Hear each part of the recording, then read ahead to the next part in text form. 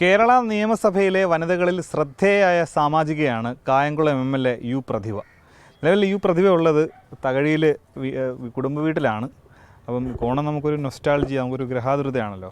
എങ്ങനെ ഓണത്തെയും നാടിനെയും എങ്ങനെ ഒരു കാണുന്നു? ഓണം എന്ന് പറഞ്ഞാൽ എല്ലാവർക്കും ഭയങ്കര സന്തോഷമല്ലേ. കാരണം ഇപ്പം നമുക്കറിയാം ഈ വയനാട് പ്രശ്നങ്ങളുണ്ട് എന്നുള്ളത് സ്വാഭാവികമായിട്ടും നമുക്കെല്ലാം അറിയാവുന്ന കാര്യമാണ്. പക്ഷേ ഞാൻ ഇന്നലെ ഈ നമ്മുടെ സ്ഥലങ്ങളിലൊക്കെ യാത്ര ചെയ്യുമ്പം ഉത്രാടപ്പാച്ചിലൊക്കെ അതേപോലെ പായുന്നുണ്ട്.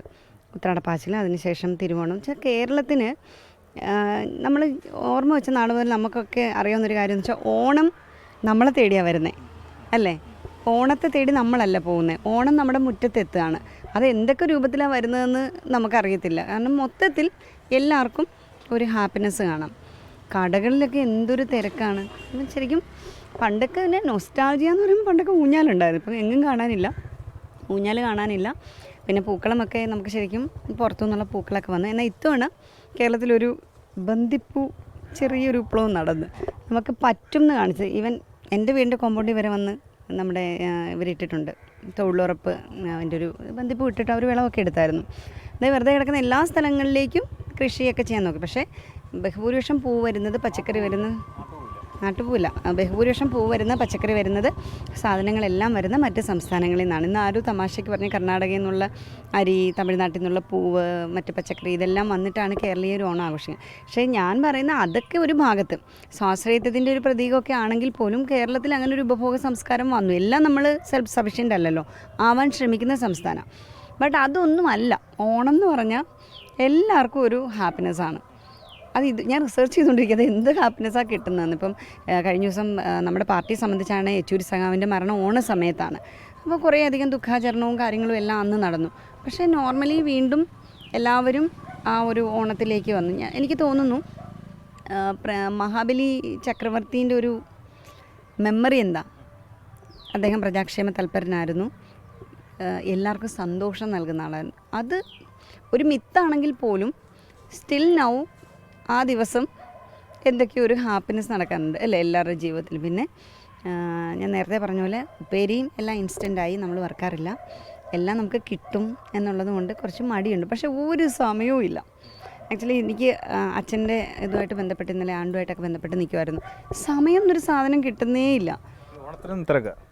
ഭയങ്കര തിരക്ക്, എന്താണെന്ന് മനസ്സിലാവുന്നില്ല. രണ്ടറ്റം കൂട്ടി മുട്ടിക്കാൻ പറ്റുന്നില്ല, തിരക്കോട് തിരക്ക്. കുഞ്ഞുങ്ങളൊക്കെ വരുന്നതുകൊണ്ട് മക്കളൊക്കെ ഉണ്ടല്ലോ, അപ്പോൾ സിസ്റ്റേഴ്സിൻ്റെ മക്കളും മോനും എല്ലാവരും വരും. അപ്പം കുഞ്ഞു പൂക്കളെ ഒരുക്കണം. നമ്മളുടെ സന്തോഷത്തെക്കാൾ ഉപരി എനിക്ക് തോന്നുന്നു നമ്മുടെ കൂടെ നിൽക്കുന്നവരുടെ ഒരു സന്തോഷത്തിന് പ്രാധാന്യം കൊടുക്കണം. അതുകൊണ്ട് തന്നെയാണ് ഏറ്റവും വലിയൊരു ദുരന്തം മുഖത്തെ കേരളം നേരിട്ടപ്പോഴും മനുഷ്യനെ മറക്കാനുള്ളൊരു ശക്തി കൂടിയുണ്ട്, അത് ഓണം നൽകുക. അപ്പം നമ്മൾ ഓരോ മനുഷ്യനെയും വ്യക്തിജീവിതം എടുത്ത് നോക്കി ഒരുപാട് സങ്കടങ്ങളിലൂടെയും സന്തോഷങ്ങളിലൂടെയും പോകും. പക്ഷേ ഓണത്തിനെല്ലാവരും ആ സങ്കടങ്ങളെയൊക്കെ ഒന്ന് മാറ്റി വെക്കും അല്ലേ. എന്നിട്ട് മാക്സിമം എല്ലാ വീട്ടിലും കുഞ്ഞുങ്ങൾക്ക് വേണ്ടിയാണ് എല്ലാവരും. എനിക്ക് തോന്നുന്നു ഞാൻ ഈ വിപണിയിൽ കാണുന്ന മനുഷ്യരെല്ലാം കുഞ്ഞുങ്ങൾക്ക് വേണ്ടി കിടന്ന് ഓടുക. കുഞ്ഞുങ്ങൾക്ക് ഡ്രസ്സ് എടുക്കണം, കുഞ്ഞുങ്ങൾക്ക് അത്തപ്പൂക്കൾ ഇടണം, കുഞ്ഞുങ്ങൾക്ക് വേണം, അവർക്ക് നല്ല ഫുഡ് ഉണ്ടാക്കി കൊടുക്കണം. അപ്പോൾ അതൊരു ഒരുമയാണ്. കേരളം ഒറ്റക്കെട്ടായി നിൽക്കുന്നത്. ഇപ്പോൾ ഈവൻ ഒരു പ്രളയത്തിന് ഞാനൊരു ക്യാമ്പിൽ നിന്ന് തിരുവോണ സദ്യ കഴിച്ചിരുന്നു, പത്തിയൂർ, 2015 പ്രളയത്തിന്. പക്ഷേ ആ പ്രളയത്തിലും നമ്മൾ സദ്യ വെച്ചു, മലയാളി സദ്യ ഉണ്ട്. അപ്പം ഓണം എന്ന് പറഞ്ഞാൽ ഓണമില്ലാതെ കേരളം ഇല്ല ശരിക്കും പറഞ്ഞാൽ. പക്ഷേ നമുക്കൊരു മെസ്സേജ് കൂടി എല്ലാവർക്കും കൊടുക്കാനായിട്ടുണ്ട്. ഇപ്പം നമുക്ക് പൂക്കൃഷി ഇവിടെ നന്നായിട്ട് നടത്താൻ കഴിഞ്ഞ പോലെ നമുക്ക് നമ്മുടെ തനതായ ഉൽപ്പന്നങ്ങൾക്ക് പ്രാധാന്യം കൊടുത്തുകൊണ്ടുള്ള ഒരു ഓണത്തിലേക്ക് വലിയ ദൂരമില്ല എന്ന് എനിക്ക് തോന്നുന്നു. കാരണം മലയാളി അവൻ്റെ ഫുഡിൽ കലർന്ന മായത്തെക്കുറിച്ചും വിഷം നിറഞ്ഞ പച്ചക്കറിയെക്കുറിച്ചും ഒക്കെ ബോധവാനായൊരു കാലത്തൂടാണ് നമ്മൾ സഞ്ചരിക്കുന്നത്.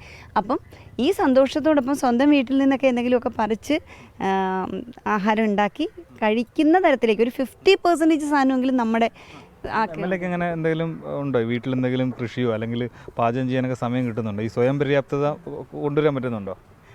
അതൊരു വല്ലാത്ത ചോദ്യമായിപ്പോയി.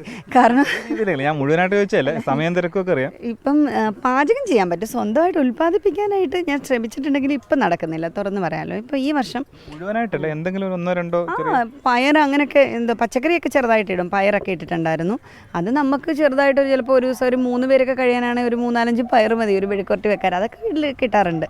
പിന്നെ ഇത് നാട്ടിൻപുറമല്ലേ, അപ്പോൾ അത്യാവശ്യം സാധനങ്ങൾ കിട്ടാറുണ്ട്. പിന്നെ സ്വാശ്രയത്വത്തിലേക്കൊന്നും ഇതുവരെ പോകാൻ കഴിഞ്ഞിട്ടില്ല. ഒരു സമയത്ത് ഞാനൊരു 25 സെൻറ്റ് സ്ഥലം ഇവിടെ കൃത്യമായിട്ട് കൃഷി ചെയ്തായിരുന്നു. ട്രിപ്പ് ഇറിഗേഷൻ വഴി നിറയെ കിട്ടി.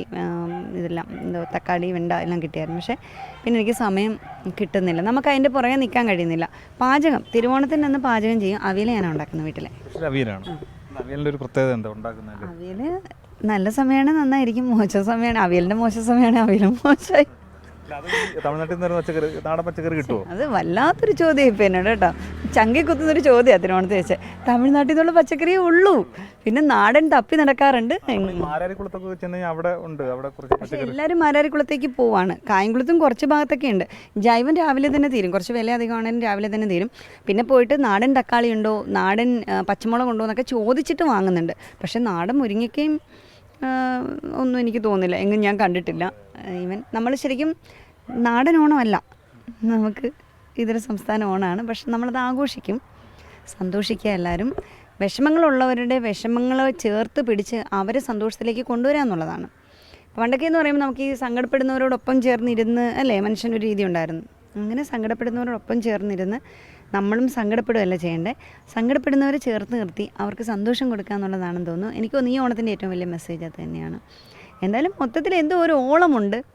എന്താണ് ഇന്ന് വരെ കുഞ്ഞുനാൾ മുതൽ തപ്പി നടക്കുന്നൊരു കാര്യം, എന്താണ് ഈ ഓണത്തിൻ്റെ സംഭവം? പക്ഷേ തിരുവോണവും ഉത്രാടവും തിരുവോണവും അവിട്ടവും ചതയവും പിന്നെ ഇത്തവണ എല്ലാം നേരത്തെ വന്നത്. ശ്രീനാരായണ ഗുരുദേവ ജയന്തി നേരത്തെ കഴിഞ്ഞു, ചതയം നേരത്തെ കഴിഞ്ഞു. ഇനിയിപ്പം ശരിക്കും ചതയം വരുന്ന സമയത്ത് കന്യാഞ്ചു വരിക.